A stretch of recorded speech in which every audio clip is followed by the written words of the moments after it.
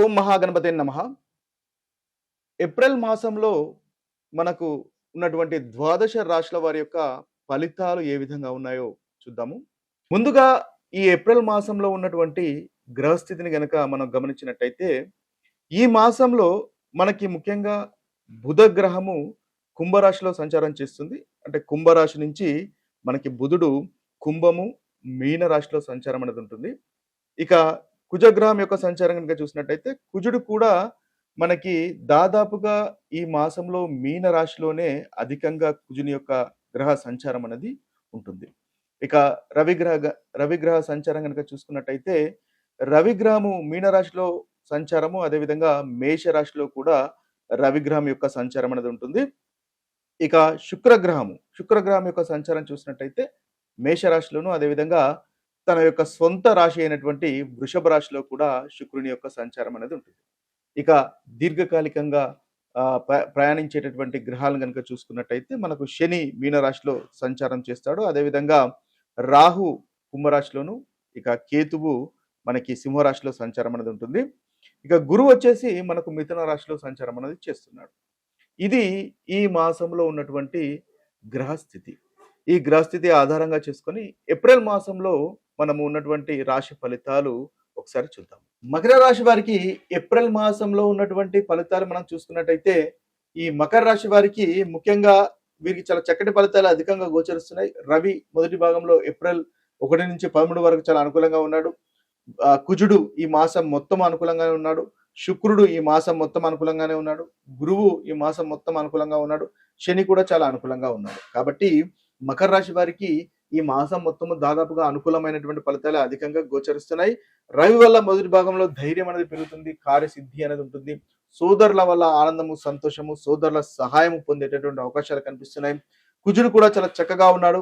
మనకు మకర రాశికి కుజుడు 4వ అధిపతి, అదేవిధంగా లాభాధిపతి. చాలా చక్కగా ఉన్నాడు. ధైర్యం పెరుగుతుంది. 3వ స్థానంలో సంచారం చేస్తున్నాడు.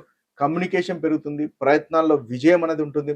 అదేవిధంగా శుక్రుడు 4వ స్థానంలోను, 5వ స్థానంలోను సంచారం చేస్తున్నాడు. 4వ స్థానం ఇంటికి సంబంధించినటువంటి స్థానం. ఇంటికి సంబంధించినటువంటి సుఖము, ఆనందము చక్కగా ఉంటుంది. అదేవిధంగా కుటుంబానికి సంబంధించిన విషయాల్లో ఆనందం ఉంటుంది. ప్రాపర్టీకి సంబంధించిన విషయాల్లో, అదేవిధంగా మీకు చూసినట్టయితే మీకు వాహనానికి సంబంధించిన విషయాల్లో అనుకూలత అనేది శుక్రుని వల్ల కలుగుతుంది. శుక్రుడు ప్రేమ, సంతానము, ఆనందానికి సంబంధించిన విషయాల్లో ఈ మాసము మీకు చక్కటి ఫలితాలు కలుగజేస్తున్నాడు. ఇక గురువు కూడా అనుకూలంగా ఉన్నాడు. 6వ స్థానంలో సంచారం చేస్తున్నాడు. శత్రు జయము అనేది ఉంటుంది. అదేవిధంగా శని 3వ స్థానంలో సంచారం చేస్తున్నాడు. శని వల్ల అనుకూలంగా ఉంటుంది. కష్టానికి తగినటువంటి ఫలితము అనేది మీరు పొందగలుగుతారు. ఇవి స్థూలంగా మీకు ఉన్నటువంటి అనుకూలమైనటువంటి ఫలితాలు.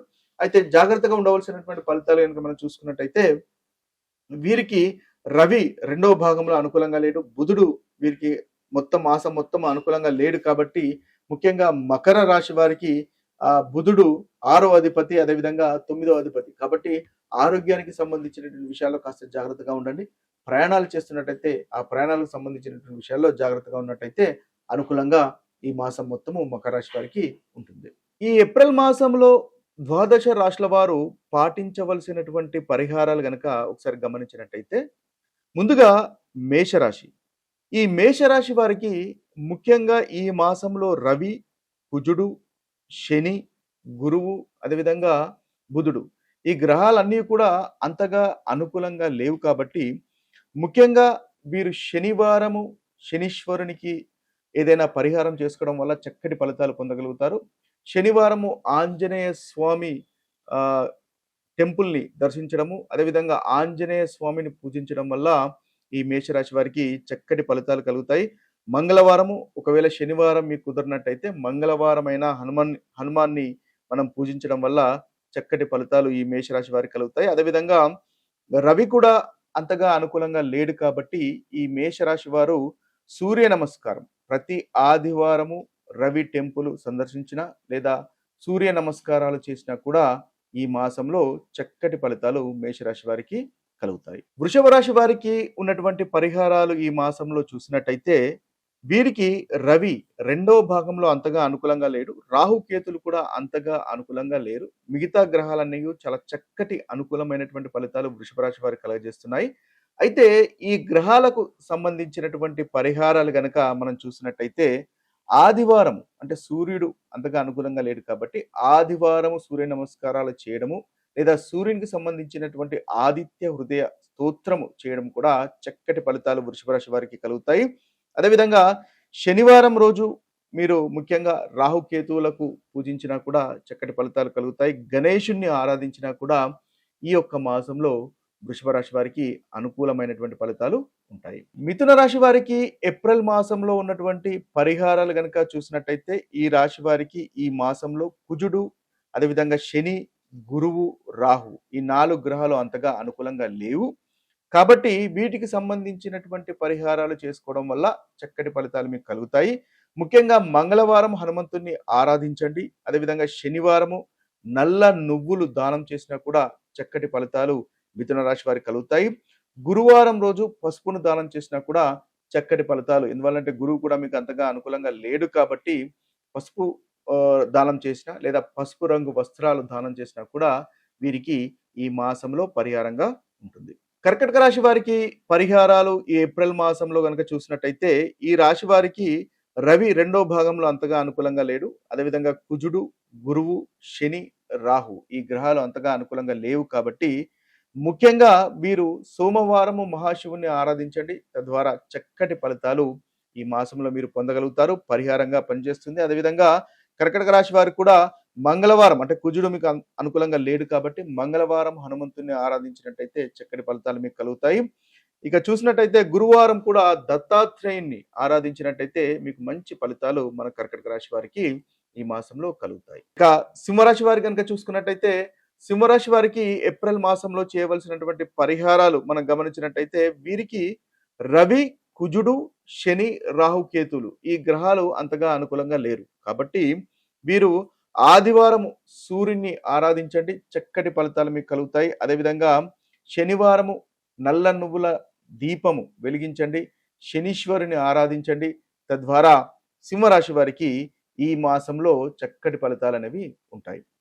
ఇక కన్యా రాశి వారికి ఏప్రిల్ మాసంలో ఉన్నటువంటి పరిహారాలు కనుక మనం చూసినట్టయితే ఈ కన్యా రాశి వారికి ముందుగా అనుకూలంగా లేనటువంటి గ్రహాలు రవి, కుజుడు, శని, గురువు, అదేవిధంగా కేతు. కాబట్టి వీరికి ముఖ్యంగా బుధవారము అంటే బుధుడు మనకి ముఖ్యంగా ఉంటున్నాడు కాబట్టి బుధవారము వీరు పచ్చి పెసర్లు దానం చేసినట్టయితే చక్కటి ఫలితాలు కన్యా రాశి వారు పొందగలుగుతారు. ఎందువల్లంటే రాష్ట్రాధిపతి బుధుడు కాబట్టి. అదేవిధంగా శుక్రవారం లక్ష్మీ పూజ చేయండి. చక్కటి ఫలితాలు కలుగుతాయి. శనివారం శనీశ్వరుని ఆరాధించండి. మీకు అనుకున్నటువంటి ఫలితాలు కలుగుతాయి. ఎందువల్లంటే శని కన్యా రాశి వారికి సప్తమంలో ఉన్నాడు కాబట్టి చక్కటి పరిహారాలుగా ఈ రాశి వారికి కనిపిస్తుంది. ఇక తులారాశి వారికి ఏప్రిల్ మాసంలో ఉన్నటువంటి పరిహారాలు కనుక చూసుకున్నట్టయితే తులారాశి వారికి రవి రెండవ భాగంలో అంతగా అనుకూలంగా లేడు. శుక్రుడు మొదటి భాగంలో అంతగా అనుకూలంగా లేడు. రాహుగ్రహం అంతగా అనుకూలంగా లేదు కాబట్టి వీరికి శుక్రవారం లక్ష్మీ పూజ చేయండి. చక్కటి అనుకూలమైనటువంటి ఫలితాలు కలుగుతాయి. ఆదివారము సూర్యుని ఆరాధించండి. అనుకున్నటువంటి ఫలితాలు తులారాశి వారికి కలుగుతాయి. ఇక వృశ్చిక రాశి వారికి కనుక చూసుకున్నట్టయితే వృశ్చిక రాశి వారికి ఏప్రిల్ మాసంలో దాదాపుగా అన్ని గ్రహాలు అంతగా అనుకూలంగా కనిపించట్లేదు కాబట్టి ముఖ్యంగా మంగళవారము హనుమంతుణ్ణి ఆరాధించండి. వృశ్చిక రాశి వారికి చాలా చక్కటి అనుకూలమైనటువంటి ఫలితాలు కలుగుతాయి. ఏదైతే ప్రతికూలమైనటువంటి ఫలితాలు ఉన్నాయో ప్రతికూలమైనటువంటి ఫలితాలు తొలగిపోయి అనుకూలత అనేది ఈ రాశి వారికి పెరుగుతుంది. ఇక ధనస్సు రాశి వారి కనుక చూసుకున్నట్టయితే ధనస్సు రాశి వారికి దాదాపుగా వీరికి రవి, అదేవిధంగా కుజుడు, శని, కేతు ఈ 4 గ్రహాలకు సంబంధించినటువంటి పరిహారాలు చేసుకోవడం వల్ల ఈ మాసంలో ఈ రాశి వారికి చక్కటి ఫలితాలు కలుగుతాయి. ముఖ్యంగా ఆదివారం రోజు సూర్య నమస్కారాలు చేయండి. తద్వారా మంచి ఫలితాలు కలుగుతాయి.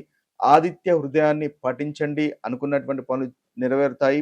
అదేవిధంగా మంగళవారం హనుమంతుని ఆరాధించండి. చక్కటి ఫలితాలు ఈ ధనుసు రాశి వారికి కలుగుతాయి.